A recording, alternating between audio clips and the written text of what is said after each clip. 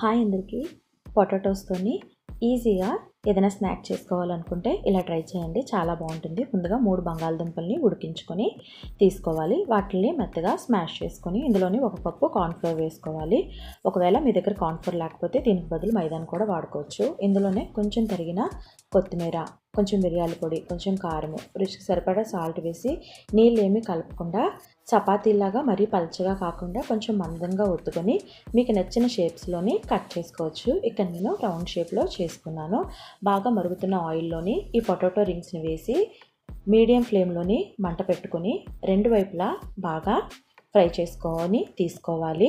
ఇప్పుడు అలాగా వర్షాకాలమే కదా, వర్షాలు బాగా పడుతున్నాయి. చిన్నపిల్లలకి పెద్దవాళ్ళకి ఏదో ఒకటి తినాలి అనిపిస్తూ ఉంటుంది. ఎప్పుడు బజ్జీలే కాకుండా ఇలా సింపుల్గా క్విక్గా అయిపోయే ఈ పొటాటో రింగ్స్ని కూడా మీరు తప్పకుండా ట్రై చేయండి. చాలా టేస్టీగా ఉంటాయి. మీకు ఎలా కుదిరాయో కామెంట్ సెక్షన్లోని మాకు చెప్పండి.